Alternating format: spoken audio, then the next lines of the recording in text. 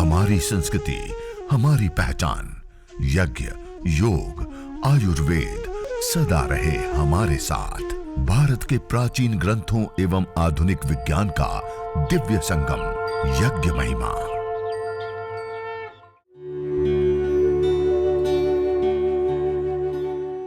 भारतीय संस्कृति में यज्ञ, योग एवं आयुर्वेद जैसी अमूल्य विद्याएं हैं, जिसका मूल है वेद। इतिहास की ओर दृष्टि डालें तो भगवान राम, भगवान कृष्ण से लेकर राजा महाराजाओं, ग्रामवासियों व अरण्यवासी ऋषियों की कुटियों तक नित्य व नैमित्तिक यज्ञों का प्रचलन देखने को मिलता है।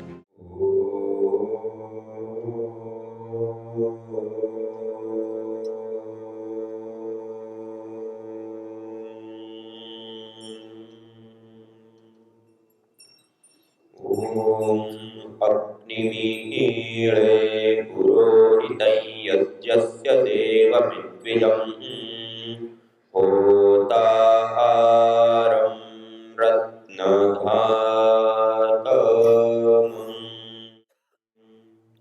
सर्वरक्षक परमपिता परमात्मा को प्रभु को याद करते हुए आज हम सब मिलकर के मनुष्य के द्वारा किए जाने वाले विभिन्न कर्मों में जो श्रेष्ठतम कर्म, उत्तम कर्म यज्ञ कर्म है, इस यज्ञ कर्म को हम करेंगे।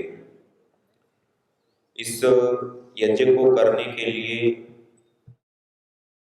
हम पूर्व तैयारी के रूप में हवन कुंड को तैयार करेंगे।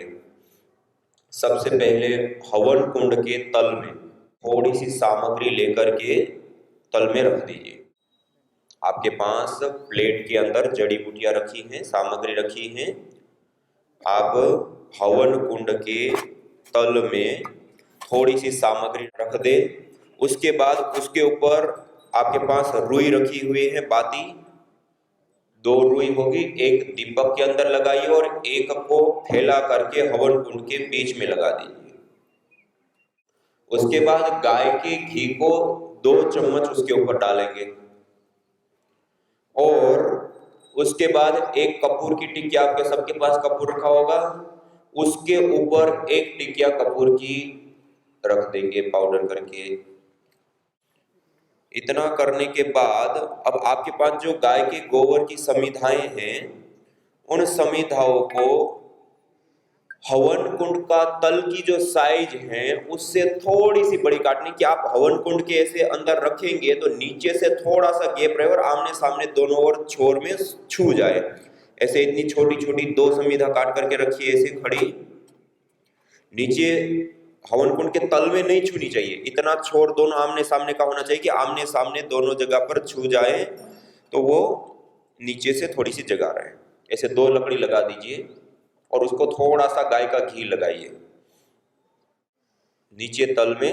ये आप देख रहे हैं, इस प्रकार की पूर्व तैयारी होगी। आपके हवन कुंड में ऐसे बन गया और गाय का घी देखिए इसमें जैसे लगाया है ऐसे गाय का घी लगाना है। बीच में थोड़ी रुई रखी, उसके ऊपर थोड़ा घी डाला और थोड़ा सा कपूर डाल दिया। इससे अतिरिक्त अब दूसरी समिधा उससे थोड़ी बड़ी काटेंगे, दूसरी 2 समिधा उससे बड़ी जो हम ऐसे आड़ी रख सकेंगे उसमें, इस प्रकार से। ये देखिए इस प्रकार से समिधाएं हम लगाएंगे। और अभी और इस साइज की 2 समिधा काटिए और उसको भी पतला पतला गाय का घी लगाइए, पूरा चम्मच भर करके उसमें पतला पतला लगाना है। और ये जो 2 समिधा रखी उसमें से एक वापस ले लेंगे। 3 समिधा अभी हवन कुंड के बीच में है, 2 आटी और उसके ऊपर 1। और इससे अतिरिक्त जो समिधा हमने तैयार की गाय के घी को लगा करके अपनी प्लेट के अंदर हम 3 समिधाओं को रख लेंगे। 8-8 अंगुल की, ये 4 अंगुल होते हैं, 4-4 8 अंगुल, ऐसे इतनी इतनी 3 समिधाएं गाय के घी से भिगा करके प्लेट के अंदर अलग से रख लीजिए अपने पास। इससे अतिरिक्त एक छोटा सा टुकड़ा लेंगे, इतना छोटा टुकड़ा लीजिए 1.5 इंच का, और उसको विशेष रूप से गाय के घी से भिगा करके अपने पास रखिए। जब हम अग्न्याधान करेंगे हवन कुंड के अंदर, तो जो अग्नि की प्रथम लो बीच में हम अग्न्याधान करेंगे तो प्रथम लो उठेगी, जो नीचे से ऊपर की ओर लो उठती है, और दो समिधा हमने आडी रखी, उन आडी के ऊपर एक समिधा को ऐसे रखेंगे तो वो नीचे से दीपक की लो सीधी इसको टच हो, जिससे वो अग्नि तुरंत प्रदीप हो जाए। इस प्रकार इस छोटी सी समिधा का हम प्रयोग करेंगे। जब हम अग्न्याधान करेंगे आपको बताएंगे, तब आप पहली समिधा इसी का चयन करेंगे। इससे अतिरिक्त आप सभी के पास में एक प्लेट के अंदर थोड़ी सी जड़ी बूटियां रख ली हैं, सामग्री थोड़ी सी मात्रा में, और एक छोटे से पात्र के अंदर, जो आपके पास छोटी सी एक कटोरी है, उसके अंदर जल भर दीजिए।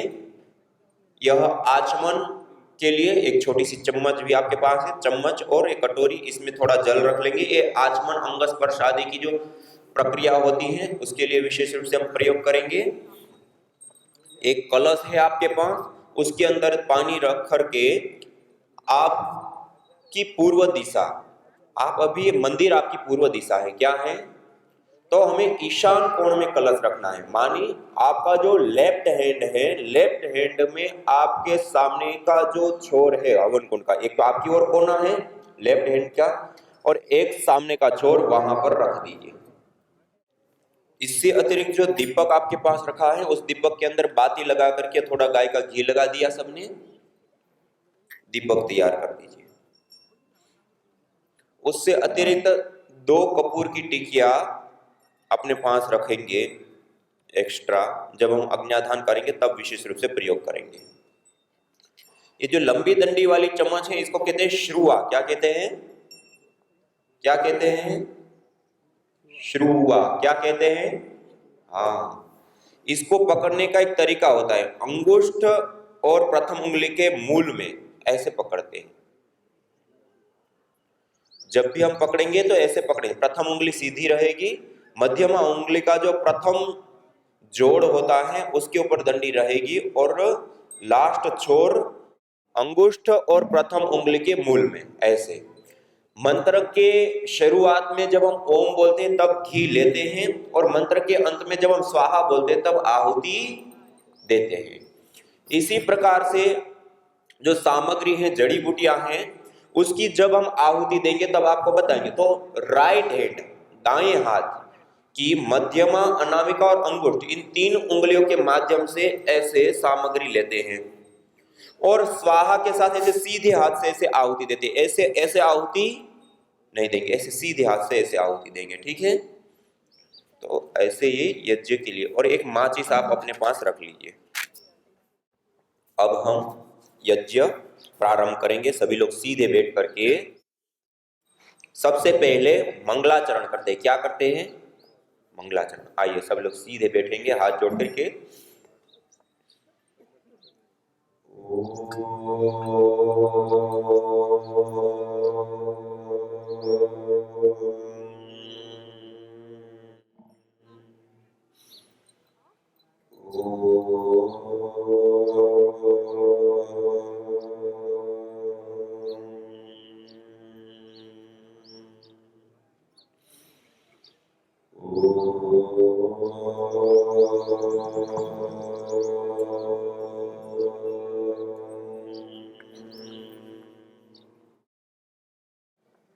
तीन बार ओमकार का उच्चारण करने के बाद अपने दाएं हाथ की अंजलि में, राइट हैंड में, एक चम्मच जल लेंगे।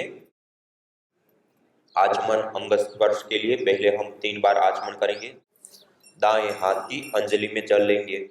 मंत्रोच्चारण के बाद इस हथेली को नालीनुमा बनाते हुए इस जल का हम पान करेंगे। ओम अमृतोपस्तरणमसि स्वाहा।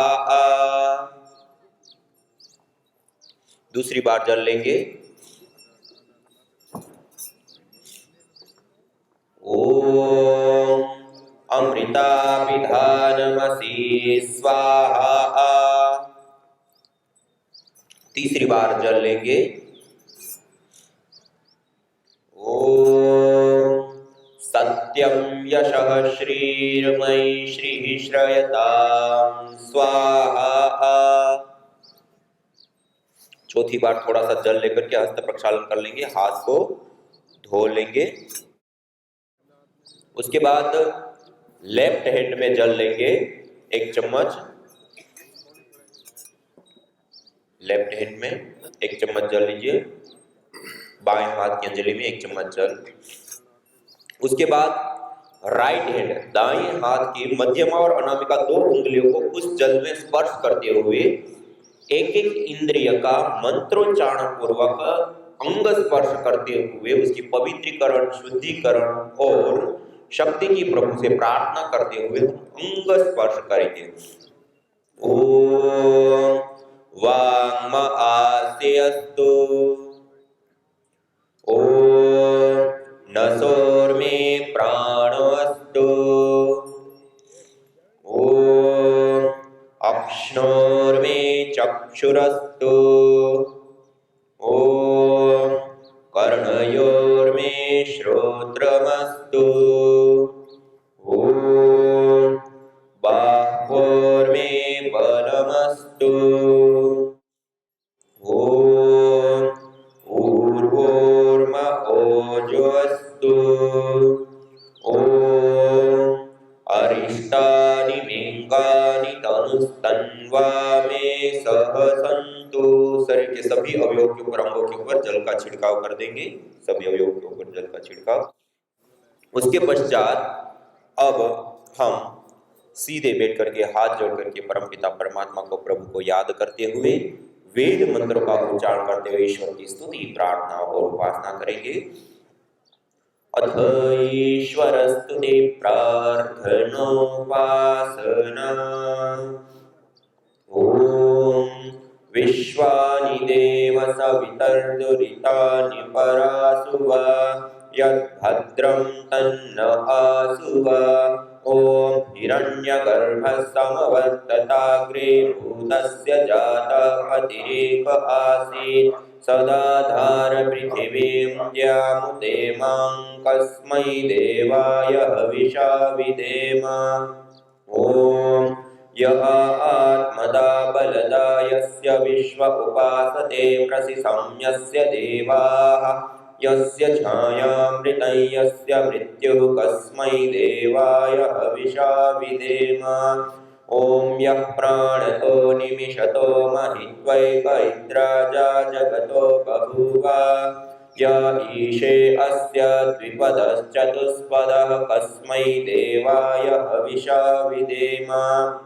ओम येनद्य रुद्रा पृथिवी च दृढा येन स्वस्तभितं येन नापः, यो अन्तरिक्षे रजसो विमानः कस्मै देवाय हविषा विधेम। ओम प्रजा आपदेन त्वदेता जन्यो विश्वा आजातानि परिता बभूव, यक्का आमास्ते जुमस्तन्नो अस्तु वयं स्यामपतयोरहीणाम्। ओम स नो बन्धुर्जनिता सविधाता धामानि वेद भुवनानि विश्वा, यत्र देवा अमृतमानशानास्त्रितीये धामन्नद्यैरयन्त। ओम अग्नेनय सुपथाराये अस्मान् विश्वानि देव वयुनानि विद्वान्, युयोध्यस्मज्जुहुराणमेनो भूयिष्ठां तेन मुक्तिं विधेम। इतीश्वरस्तु ते प्रार्थनोपासना। ईश्वर स्तुति, प्रार्थना, उपासना के उपरांत अब आपके पास में जो दीपक रखा हुआ है उस दीपक को माचिस के माध्यम से अगले मंत्र का जब हम उच्चारण करेंगे उस उच्चारण के साथ, उच्चारण के दौरान हमें दीपक को प्रदीप्त कर देना है। ओम भूर्भुवः स्वः। दीपक को प्रदीप्त करने के बाद जो माचिस की तीली है वो स्टील की थाली में डालेंगे, स्टील की थाली है ना उसके अंदर डाल देंगे। अब आपके पास जो श्रू है उस श्रू के अग्रभाग में 2 टिकिया कपूर की रखेंगे। कपूर आपके पास रखा हुआ है, 1-2 टिकिया उसके अग्रभाग में रखिए। श्रुआ के अग्रभाग में कपूर रखिए और अगले मंत्र का जब हम उच्चारण करेंगे तब दीपक के माध्यम से इस कपूर को हम प्रदीप्त करेंगे और मंत्र के अंत में हम इसको हवन कुंड के बीच में रखेंगे, अग्न्याधान करेंगे। ओम भूर्भुवः स्वर्ग्योरिव भूम्ना पृथिवीव वरिम्ना तस्या आस्ते पृथिवी देव यजनी पृष्ठे अग्निमन्नादमन्नाद्यायादधे। अब हम समिधा धान करेंगे। दोनों हाथों से प्रणाम मुद्रा में इस प्रकार से समिधा को पकड़ लीजिए। एक समिधा, एक कुंड के ऊपर कोई एक व्यक्ति एक समिधा लेंगे और मंत्रोच्चारण के बाद स्वाहा के साथ इस समिधा का, जैसे हमने पहले चेन दो आड़ी रखी थी ना, ऐसे ये अपोजिट दो आड़ी रखेंगे। बीच में तुमने छोटा टुकड़ा रख लिया ना, वो जो सीधे अंदर से उठ रही लो सीधी उसको टच हो रही है ऐसे। ओम समिधाग्निं दुवस्य दघृतेर्बोधयतातिथिं आस्मिन् हव्या जुहोदना सुसवित्ताय शोचिषे घृतं तीव्रं जुहोदना अग्नये जातवेदसे स्वाहा इदमग्नये जातवेदसे इदन्न मम। तीसरी समिधा लेंगे। ओम तन्त्वा समिद्भिरंगिरो घृतेन वर्धयामसि बृहच्छोचाय विष्ठ्य स्वाहा इदमग्नये अंगिरसे इदन्न मम। अब हम गाय के घी की 5 आहुतियां प्रदान करेंगे। एक ही मंत्र का उच्चारण करते हुए 5 बार आहुति प्रदान करेंगे।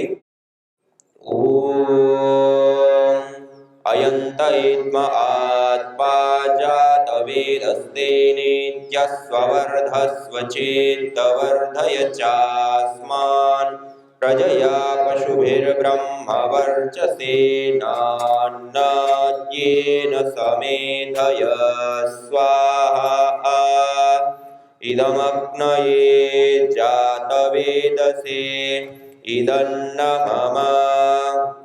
ओम अयंत इद्म आत्मा जातवेदस्ते नित्यस्वर्धस्व चेत्तवर्धय चास्मान् प्रजया पशुभिर्ब्रह्मवर्चसेनान्नाद्येन समेधय स्वाहा इदमग्नये जातवेदसे इदन्न मम। ओम अयंत इद्म आत्मा जातवेदस्ते नित्यस्वर्धस्व चेत्तवर्धय चास्मान् प्रजया पशुभिर्ब्रह्मवर्चसेनान्नाद्येन समेधय स्वाहा इदमग्नये जातवेदसे इदन्न मम। ओम अयंत इद्म आत्मा जातवेदस्ते नित्यस्वर्धस्व चेत्तवर्धय चास्मान् प्रजया पशुभिर्ब्रह्मवर्चसेनान्नाद्येन समेधय स्वाहा इदमग्नये जातवेदसे इदन्न मम। ओम अयंत इद्म आत्मा जातवेदस्ते नित्यस्वर्धस्व चेत्तवर्धय चास्मान् प्रजया पशुभिर्ब्रह्मवर्चसेनान्नाद्येन समेधय स्वाहा इदमग्नये जातवेदसे इदन्न मम। न जाने कितनों ने आहुतियां दी, इन अमित्र रोगों के संतापों से है वर्तमान भी आज दुखित, न पूछो भविष्य के प्रकोपों से। प्रत्युष पावनी होती जहां यज्ञानुष्ठान घर आंगन में, वहां मनुष्येतर सब झूमते शांति भरे सुख आनंद से। इदम हविर्यातो धाना नदी भेना इमाम वहत, अर्थात जैसे नदी का जल जाग को बहा ले जाता है, वैसे ही यज्ञ में आहूत की हुई हवि सभी प्रकार के रोग, दोष, ताप, संतापों को वैसे ही बहा ले जाती है जैसे नदी। जागो।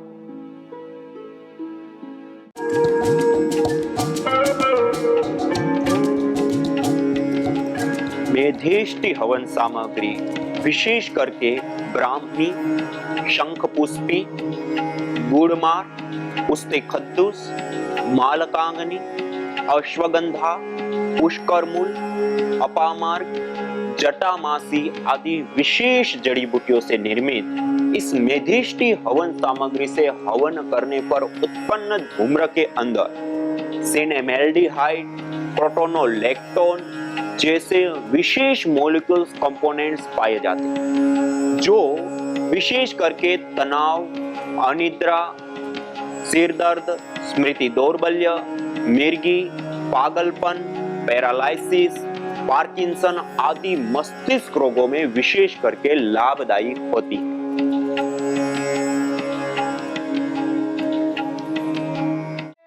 यज्ञ भारतीय संस्कृति की मुकुट मणि है, प्रतीक है, मूल है। मानव जीवन के हर पहलू के साथ यज्ञ जुड़ा हुआ है, चाहे वह संस्कार, चाहे पूजा पाठ या फिर पर्व से लेकर हर शुभ अशुभ अवसरों में भी यज्ञ करने की सार्वभौमिक, वैज्ञानिक एवं पंथ निरपेक्ष पावनी परंपरा रही है। आइए हम संकल्प लें, संसार के श्रेष्ठतम कर्म यज्ञ को अपनाएं। पिंड और ब्रह्मांड में संतुलन कायम करने वाले यज्ञ को अपने जीवन का अभिन्न अंग बनाएं एवं प्रकृति मां के प्रति अपने ऋणों को अदा करें। विश्व स्वास्थ्य का एक नारा।